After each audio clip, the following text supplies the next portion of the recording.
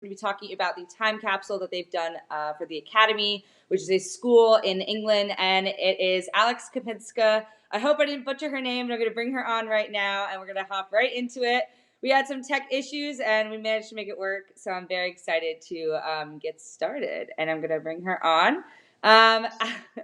Alex, introduce yourself, please, while we get started, and then obviously no one knows you in the audience, so yes, introduce yourself while you can. Hi guys, my name's Aleksandra Korab-Karpinska. I am a PE and geography teacher at Outwood Academy, Hemsworth, which is a school in Pontefract in England. We're part of 37 schools in the northern part of England, and in the Midlands we're a big academy trust. So thanks for having me. Yes, thank you so much for joining and for, looking into your time capsule. It looks very interesting. I know everyone here listening is new, so you're going to have to talk to us as if we've never met you or heard about your school before. But please go ahead and we like to jump right into it. So tell me about, this time capsule. Tell me the story behind why you guys have chose to complete one. Yeah, fine. So basically, we were fortunate enough to have a multi-million-pound development, so a brand new school created with 17 classrooms, brand new drama studio, brand new canteen, absolutely everything.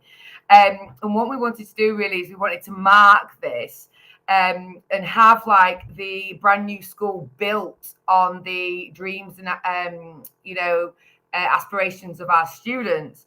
And as well, like the pandemic played a massive role in that, because in such a difficult time, we really wanted students, and staff members as well, to kind of look to the future, and that there was kind of light at the end of the tunnel. So it's really to keep spirits high as well. Yeah, I love that. And I think it's a great, perfect time to make a time capsule. So why would you say it's meaningful then? Because you guys have come together and done it and collaborated. Yeah, so basically, I'm really actually quite proud of this. Like the academy I work for, and kind of the academy as a whole, like our whole trust, we're very community based, and we're like one big Outwood family, if you like. So it was really nice to kind of get together and all, pull together and support each other and kind of look to the future. So yeah, it was kind of like pulling together. Yeah. And how many people contributed to this time capsule? Because it seems like the academy it's huge. So yeah. So we've got about I think about 900 students currently wow. on roll, and then obviously about 200 staff members as well. So yeah, everybody was given the opportunity. They had a questionnaire to fill in, and then it was put in this capsule and then put in the mud under the ground. And when you're making one, I mean, you usually put kind of items in it. So what did the students put into it? Tell me more about what they chose to, because 900 is a lot, and the time capsule is this big. So how are you figuring what's going in it? So we had to kind of come up with a plan, because I think if we kind of went right and put whatever you want in it, we would have absolutely no idea what was going in it. Yeah. And obviously, myself and another member of staff, we had to kind of vet everything. So we thought the most simplest way to do this was to just give them a questionnaire with 5 questions on. First question was kind of like, how do you feel about living, going through a pandemic? Yeah. What's your dreams? Where do you see yourselves in 5 years? To really kind of look to the future. And we collected all those back in, and we went through them, and literally the questionnaires are what went in. I know a couple of staff members put a few pictures in, but yeah, for the students, it was very much the questionnaire, and then just a few little bits, nothing particularly, no USB stick or no like objects. As you say, they're not very big. And how much did the students, were they able to write like a ton of like paragraphs and pages, or was it just kind of a quick little sentence?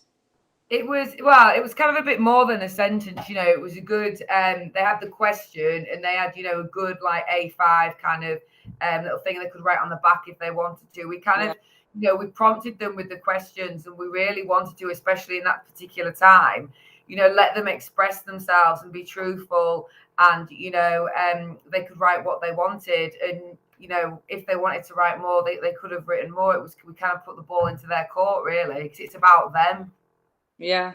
And did you have like discussion about what people were saying, or was it kind of a private, you know, activity for them to do? Well, it was done through, I'm not sure what you call them in America. We have like forms, tutors, like Okay.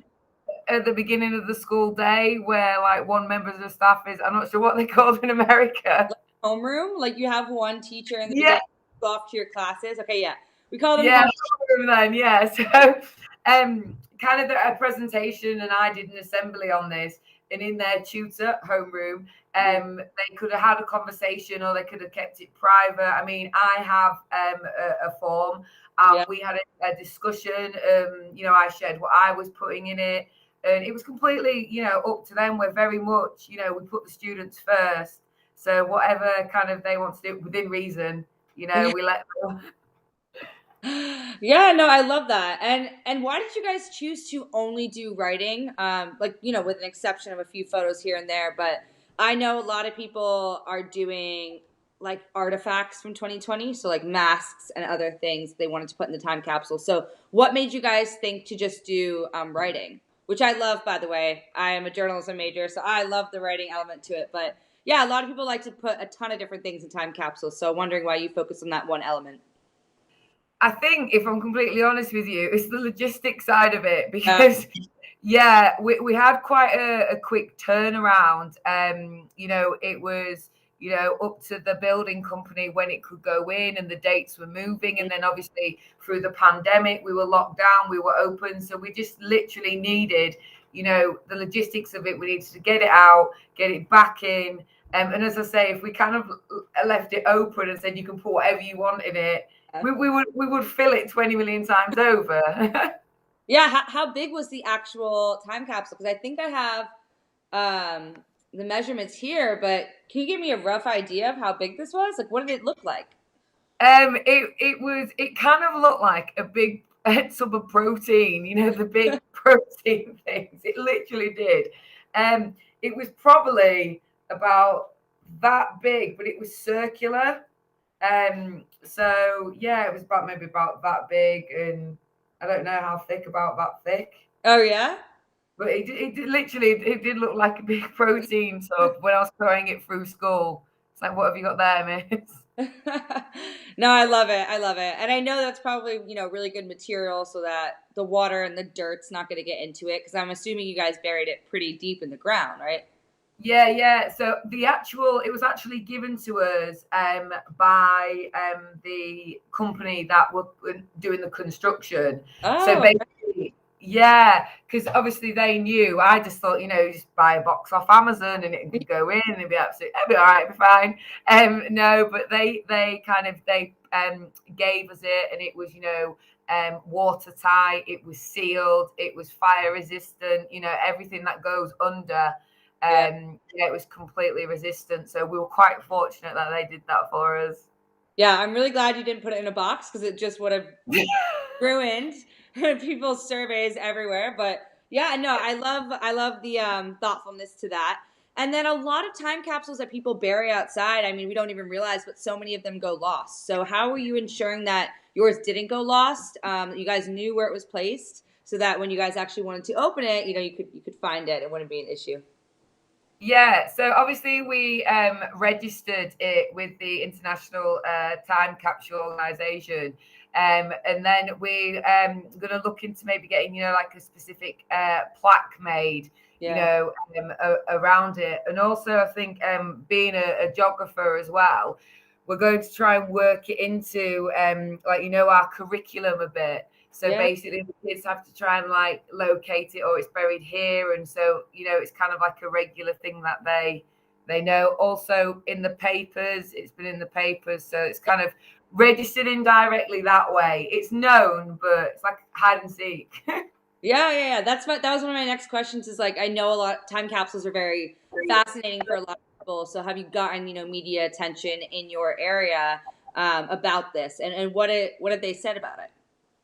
Well, we've had some great attention, especially from the local newspapers. Obviously, yourself, and we put it out on our own Facebook and our Twitter account. Very supportive from the parents. Um, it's been a good feel about it. I mean, the community we work in is absolutely amazing. Like our school is like the main hub of the community, and they, they fully get behind us. And it was just a really nice thing. We really pulled together, and I just think, they just loved it. Yeah.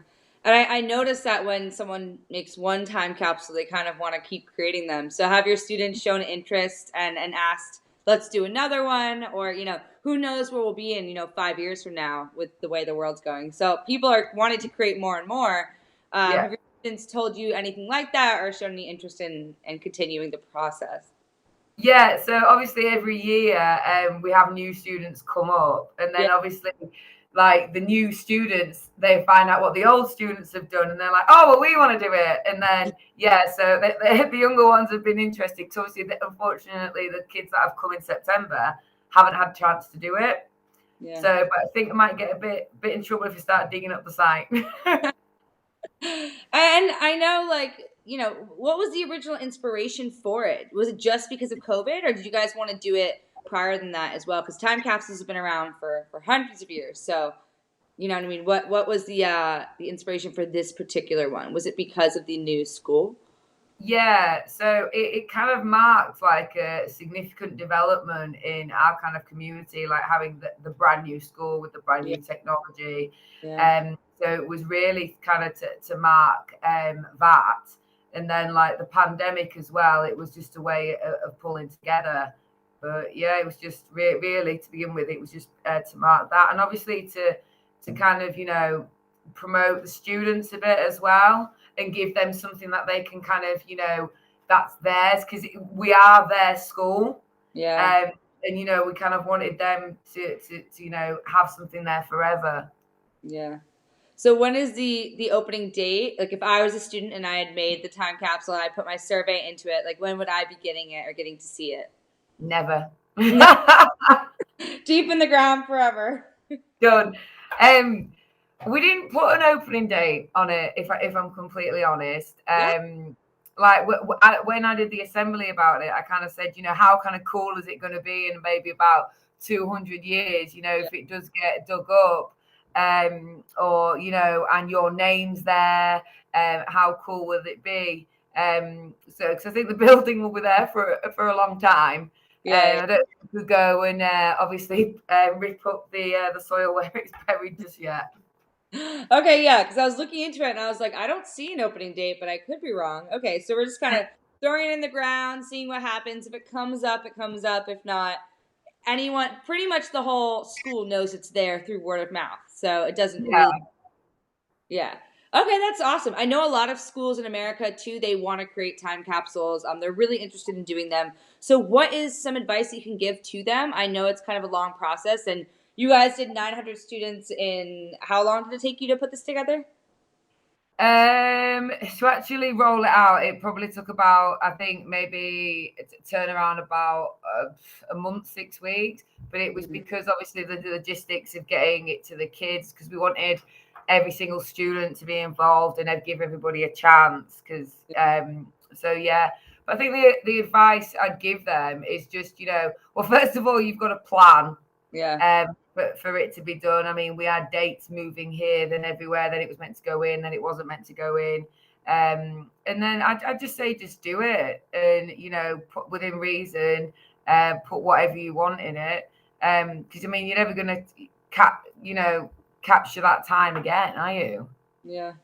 No, exactly. And that's why so many people do them. It's interesting that you guys didn't set an opening date, but what do you think it's going to be like in the future when hopefully this thing comes up from the ground? But like, what do you think the future of the world's going to look like? Because things are changing so quickly, especially in England. I don't know it's very different right now with COVID and the lockdowns and everything going on. But yeah, what's your opinion? I think the time capsules are a really great way to unify people and bring people together. And I think if anything, that's what we've been struggling with or lost a little bit the past year or two. So, it's a great activity for students to do, especially because it's been so tough on them to do, schoolwork throughout this as well. So yeah, I guess picking your brain on what you think the future is going to look like. I'm always really interested in that, considering just the times that we're all living through right now. Do you know what? That is such a difficult question to I know answer. why I ask it. Thanks very much. I remember when I was younger, I always thought by this time we would all have flying cars, and I then when we got there, yeah.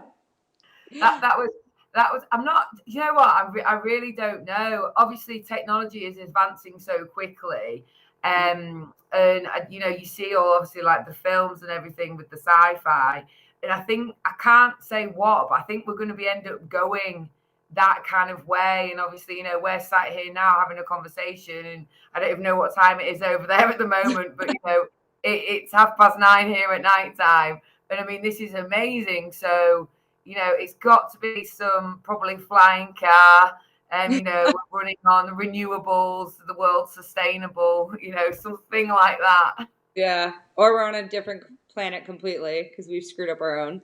There's Yeah, maybe.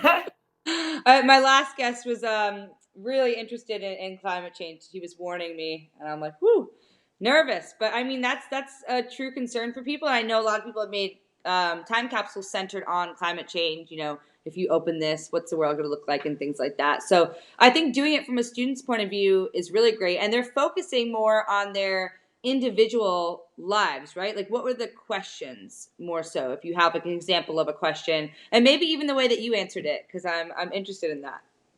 Yeah, so basically, the first question was kind of like, where do you see yourself in 5 years? Obviously, for the younger ones, we tried to encourage them not just to put in year 11, or, Yeah, you know, not literally, I'll be in 5 years above or out of left school. We kind of yeah, really wanted them to think about where they would be. And also about living in a pandemic. That was one of the main ones. What advice would you give? yeah.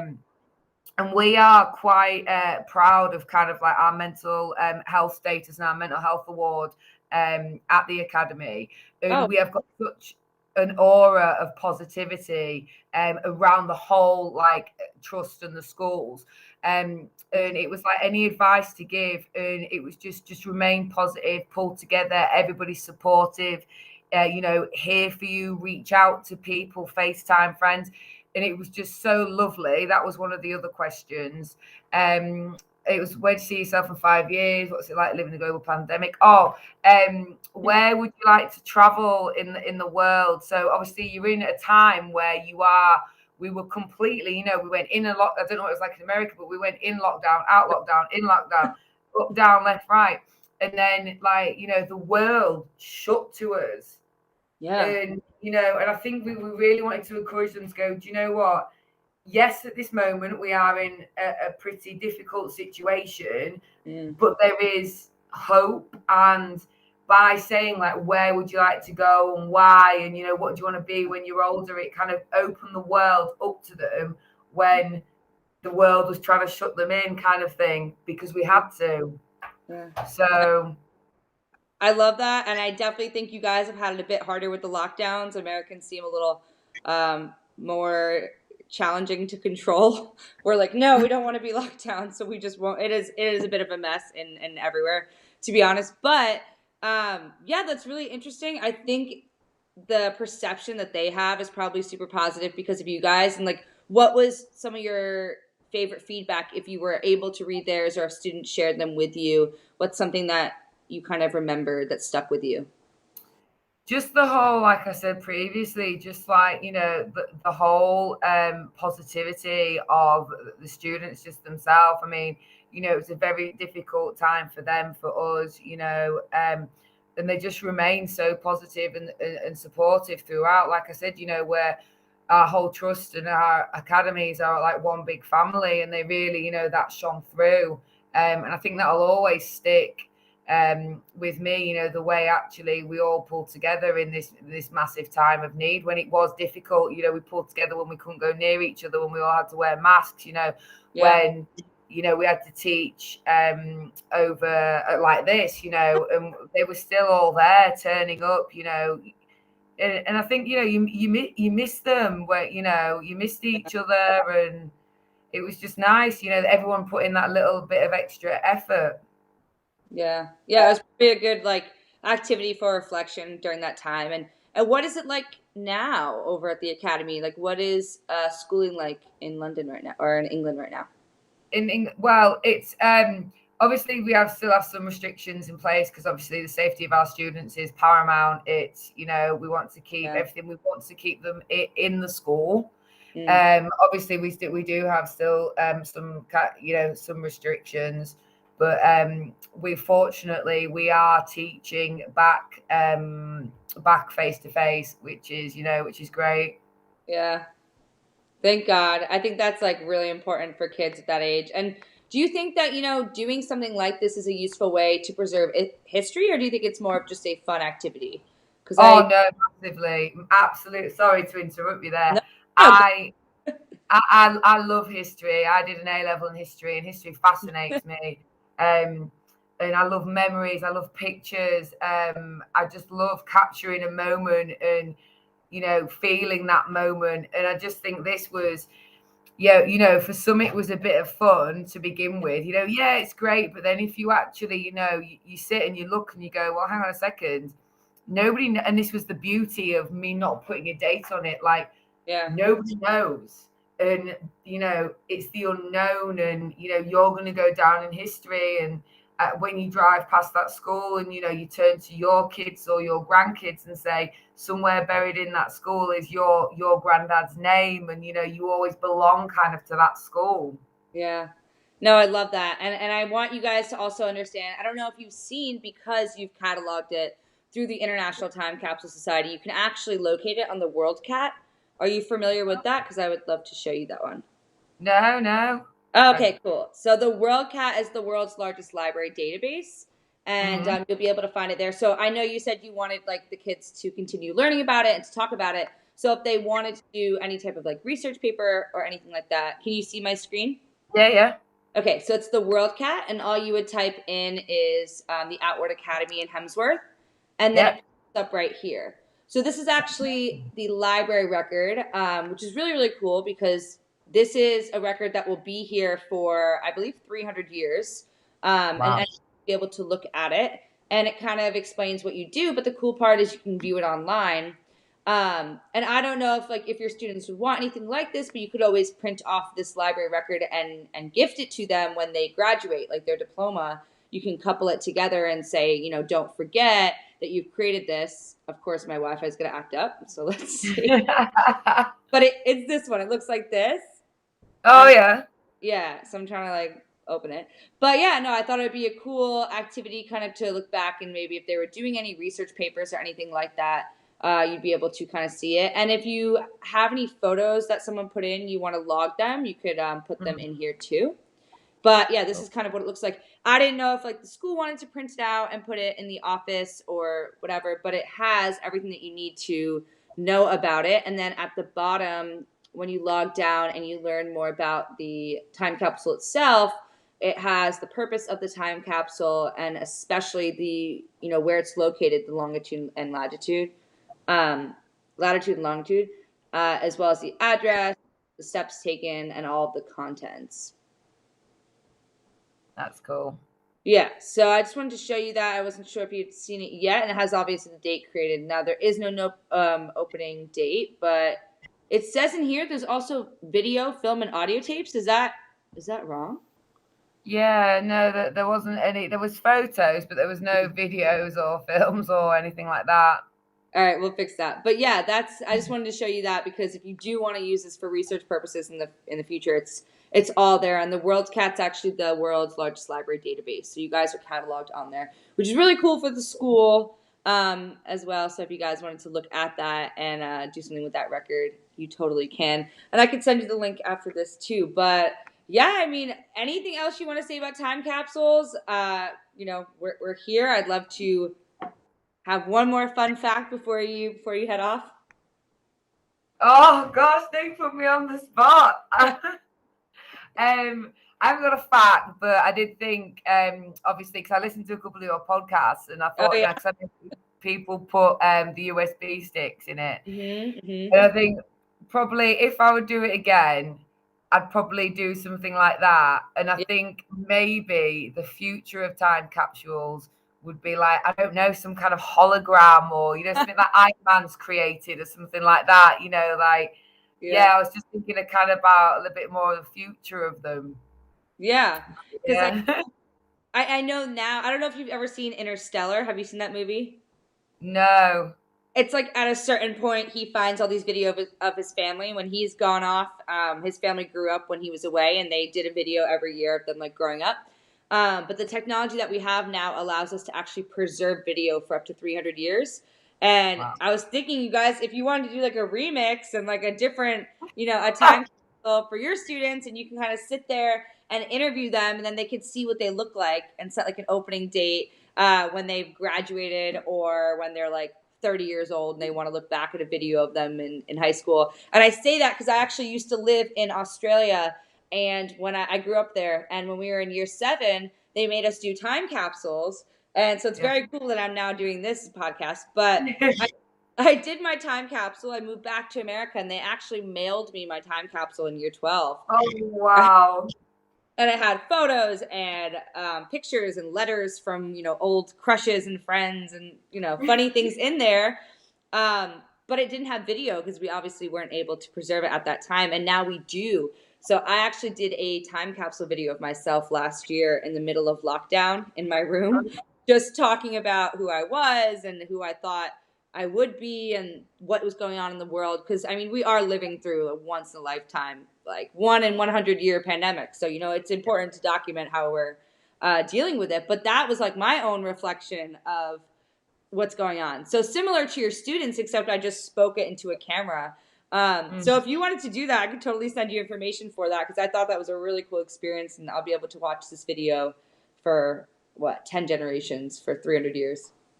Oh, we've got quite a few things coming up in the actual community, so it might be something obviously like we can tie in with that and get the bit of the community as well more involved in that. So, but yeah, well, I'd probably go with videos next time. That'd be cool. So, great way to capture the school, and also if you had any like old footage of what the school looked like before you did the we did. Yeah, we kind of put it through what the school looked like, the tearing down. So we've got actually, because we have it displayed around the school, obviously, because we want the kids to see, obviously, like how it's developed. Yeah. So yeah, we have things like that. We could look at putting that in.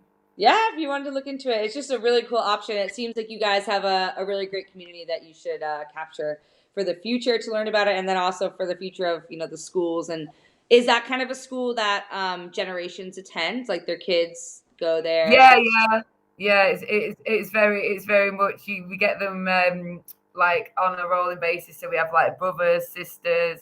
Oh, wow. Everything. It all comes through. Yeah. Yeah, so a good way to like protect the generational, the video. Yeah, it's nice. Yeah, and you guys have yearbooks over there, right? Or do you not do that? What do No? Well, go on. Sorry. So what do English people do for yearbooks? Like, cool, it has the pictures and your names. Yeah, no, we don't go around signing yearbooks. Yeah, no, we don't do that. Cool little yearbook, an American twist, but. Yeah, I loved it. I loved the idea that you guys did. I thought it was really cool to give kids that opportunity to reflect. I hope other people tuning in, other schools, if they were interested in doing something like this, obviously you plan, but if she can do it in a month and a half with 900 students, I'm sure that we can put something together as well. So, I loved it. Thank you so much for taking the time. I know it's late by you, but I really appreciate it for you coming on. And, thank you so much again for joining. No problem. Thank you so much. Bye. See you later. Okay, great. So another person from England, wonderful, working with the school. I think this is a great way to capture the growth of a student doing time capsule activities like this. Even if you don't set an opening date, just going through the motions of creating one is the biggest point and the biggest takeaway, I think, from today's episode. So thank you guys so much for tuning in, and I will see you next week at 4 p.m. Eastern Standard Time for